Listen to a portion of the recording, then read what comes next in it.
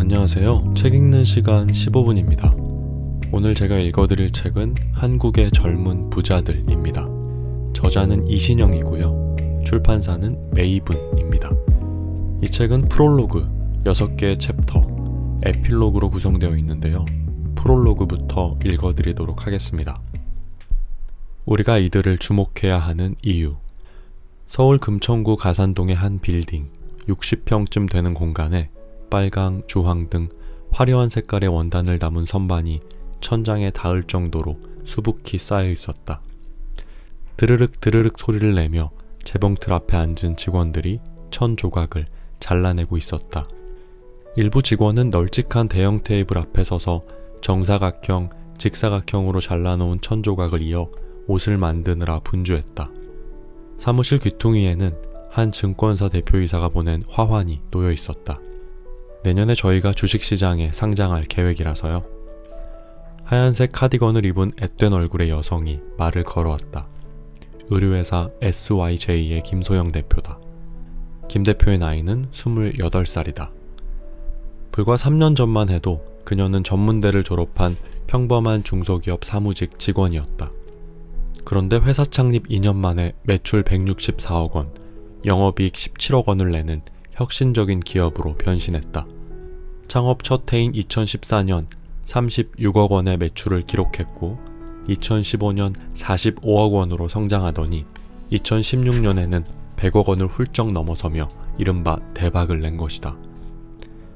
40여 명이 근무하는 회사 현장은 말을 붙이기가 미안할 정도로 분주했다. 그간 매일 2.5톤 트럭으로 맨투맨 티셔츠 등 각종 옷까지 5,000에서 7,000장을 전국으로 배송해왔다. 경영기획을 담당하는 한 직원은 걱정스러운 말투로 말했다. 주문량은 폭주하는데 생산량이 부족해 최근 170평짜리 물류센터 겸 생산공장을 임대했어요. 매일 10,000에서 11,000장의 옷을 생산하는데 이마저도 동이 나고 있어요. 재고를 안정적으로 쌓아놔야 하는 상황입니다. 배송이 느리다는 고객들의 불만이 늘어날 수 있어서 직원 40명으로 모자라 40명 정도를 빠른 시일 내에 더 뽑아야 한다. 2016년 11월에만 2015년 전체 매출과 맞먹는 41억 원의 매상을 올려 회사에 비상이 걸렸기 때문이다. 주요 백화점들로부터 하루빨리 오프라인 매장을 내야 한다며 미팅 요청이 쇄도하고 있다. 온라인 쇼핑몰들은 매년 평균 14% 성장하는데 SYJ는 3년 만에 500%에 가까운 미친 성장세를 보이고 있다. 다른 벤처기업들은 경영이 어려워 고용과 인건비는 물론 제품 생산까지 줄이느라 바쁜데 이 회사는 워낙 뭐든 만들기만 하면 팔려서 남부러운 걱정을 하고 있는 것이다. 정신없이 전화하고 옷을 만드는 현장을 보고 있으니 별다른 설명이 없어도 회사가 역동적으로 성장하고 있다는 것이 피부로 느껴졌다. 28살의 젊디 젊은 SYJ의 CEO 주위에 많은 인재가 몰렸다. 유니클로에서 25년간 봉제와 패턴을 담당한 관록의 임원, 서울 패션 컬렉션에서 3차례나 입상한 유명 디자이너, 명문대 출신 연구원, 굴지의 금융회사를 다니던 재무 전문가까지 이 모두가 20대 CEO가 지휘하는 로켓에 올라탄 사람들이다. 이 회사가 경쟁이 치열한 온라인 패션 업계에서 이처럼 빠른 시간에 폭발적으로 성장한 데는 그만한 이유가 있었다. 패션 업계에서 유례가 없던 새로운 시도를 했고 그에 세상이 환호했기 때문이다. 버려지는 자투리 원단으로 새 옷을 만드는 역발상적 접근을 한 것이다. LG패션, 제일모직 같은 큰 기업에서는 쓰다 남은 자투리 원단이 하루에 5톤 차량으로 20대분이 나옵니다. 그런데 자투리 원단을 버리려면 돈을 내야 해요. 저희는 그 버려지는 자투리 원단을 무료로 혹은 돈을 조금 주고 가져와서 새로운 옷을 만듭니다. 어차피 버리려면 돈이 드는데 저희가 돈을 주고 사간다고 하니 너무 좋아하셨죠. 아무리 많이 팔아도 적자에 시달리는 의류업계의 가장 큰 고민은 비용 절감이다.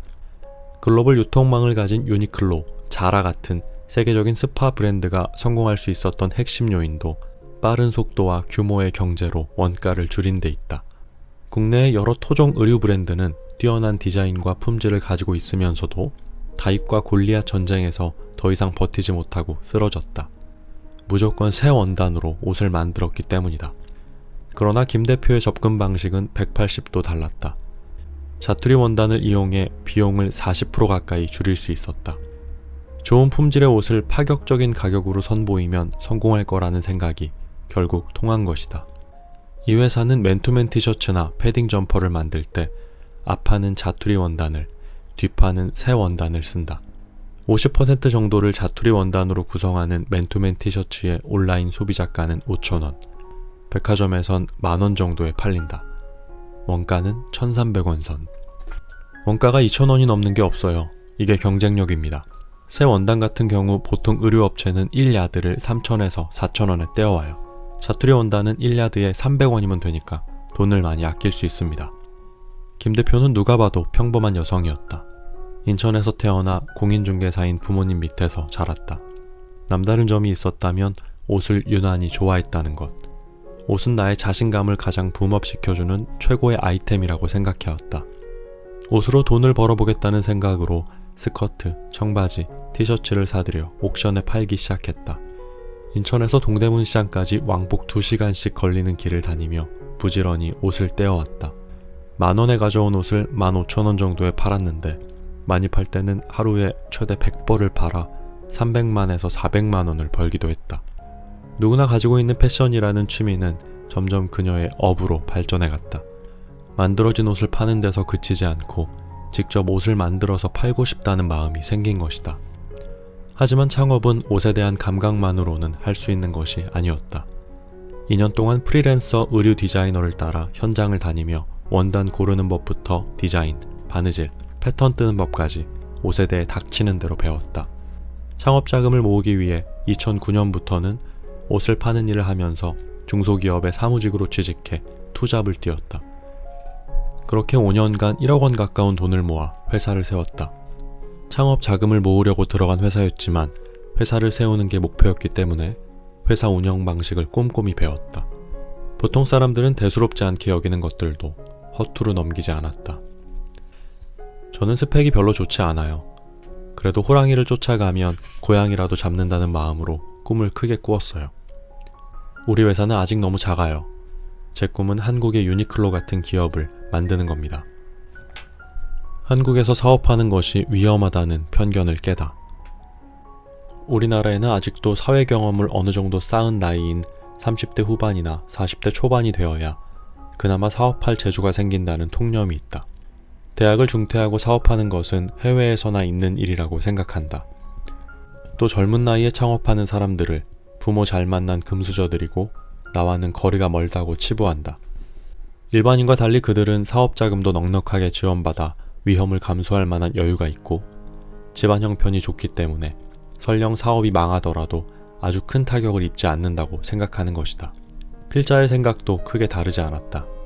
2012년부터 약 2년 동안 미국과 유럽 글로벌 기업의 CEO와 유망 벤처 창업자 100여 명을 인터뷰했는데 특히 젊은 나이에 큰 성공을 거둔 사업자들에게 깊은 인상을 받았다. 하지만 우리나라에는 그 정도 수준의 비전이나 배짱, 아이디어, 추진력을 지닌 글로벌 사업가가 거의 없으며 전 세계를 무대로 활약하며 업계에 큰 획을 그을 만큼 앞서가는 사업가는 극소수일 것이라고 생각했다. 그런데 2016년 들어 그 편견이 깨져버렸다. 조선일보사와 네이버의 합작법인인 잡스N에 파견 근무를 하게 되면서다. 잡스N은 창업과 취업기사 콘텐츠를 제공하는 네이버 잡N 플랫폼을 운영하는데 이 플랫폼에 직업 관련 기사를 쓰기 위해 한국의 젊은 사업가들을 만나기 시작했다. 그런데 세계적으로 그 누구와부터도 밀리지 않을 비전과 아이디어, 실행력, 열정을 가진 뛰어난 사업가가 예상외로 많았다. 때를 잘 만나기만 하면 마크 저커버그 못지않게 큰 성공을 거둘 수 있는 젊은 CEO들이었다. 우리는 창업 친화적인 미국이나 이스라엘과는 달리 창업을 하기에 호락호락한 환경이 아니다. 천편일률적인 입시교육, 군입대, 쉽지 않은 여성들의 사회 진출, 젊은 청년들의 창업과 도전적인 프로젝트를 가로막는 각종 규제와 경직된 공무원 사회, 야박한 민간 투자와 금융 지원. 이렇게 척박한 환경 속에서도 그들은 회사를 만들고 빠르게 매출을 내고 재산을 불려나갔다. 한 번 빠지면 탈출하기 어려운 늪지대에서 솟아 기적적으로 성장을 만들어낸 사례가 하나둘 모였다. 이들의 연령대는 주로 20에서 30대, 40대 이상도 있지만 그들도 사업을 처음 시작한 시기는 20대 또는 30대 초반이었다. 1조 원. 앞으로 등장할 60여 개의 작은 사업체와 기관을 이끄는 우리나라 젊은 부자들이 공개한 최근 연간 매출 내역과 재산을 합한 숫자다.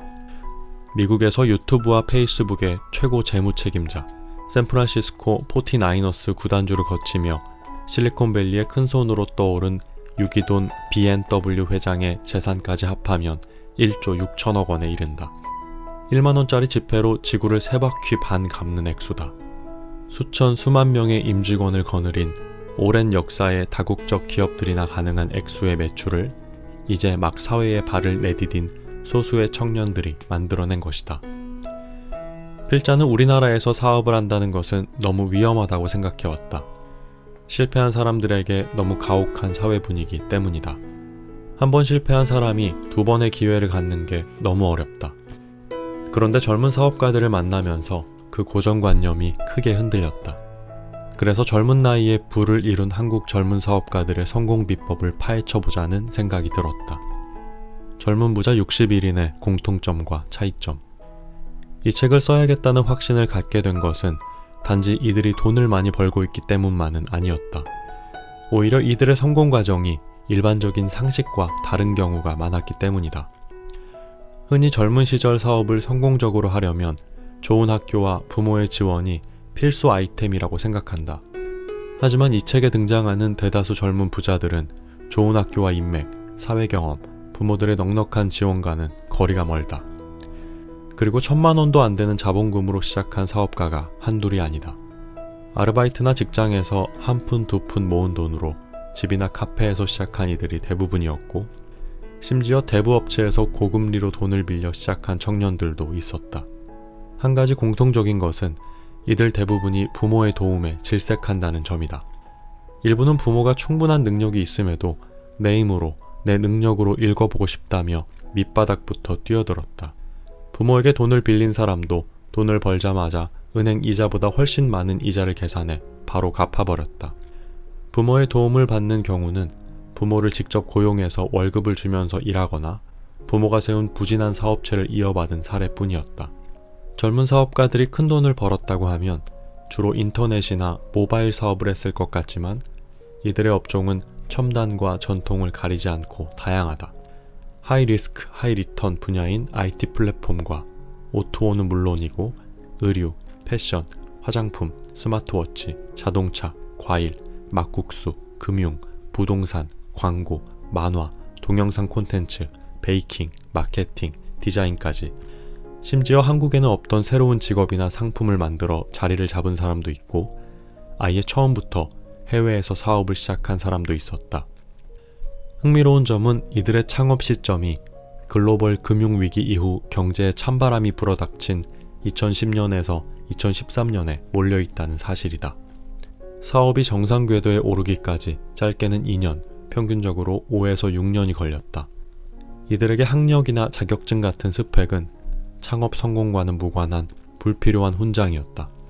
중졸에서부터 고등학교 재학생, 하버드 경영대학원까지 출신 학교는 다양했고 학교가 일에 미치는 영향은 없다고는 할 수 없지만 결정적인 요소는 아니었다. 5년간 투잡을 뛰며 모은 1억 원으로 시작해 2년 만에 160억 원의 매출을 기록한 김소영 대표는 사실 매우 풍족하게 시작한 축에 속한다. 2016년 상반기 매출 500억 원을 기록한 화장품 회사 코스토리의 김한균 대표는 300만 원으로 사업을 시작했고 3천억 원대의 투자금을 운용하는 투자운용사 밸류 시스템 자산운용의 정환종 대표는 100만 원으로 투자를 시작했다. 200만 원으로 시작해 2년 6개월 만에 매출 500억 원을 만들어낸 시각장애 인용식의 다세 김주윤 대표, 200만 원으로 수십억 원의 매출 신화를 만든 라고 디자인의 하성룡 대표. 젊은 나이에 창업에 성공한 이들에 대해 많은 사람이 가지고 있는 선입견 중 하나가 이들이 자신이 정말 사랑하는 일에 뛰어들었을 거라는 점이다. 하지만 꼭 그렇지만도 않다. 대부분 자신이 좋아하고 애착을 가진 영역에서 시작했지만 전혀 생각도 하지 않았는데 우연히 지금 몸담고 있는 업계에 입문한 경우도 있었다. 네, 제가 읽어드리는 내용은 여기까지고요. 나머지 내용이 궁금하신 분들은 책을 구매하셔서 읽으시면 됩니다.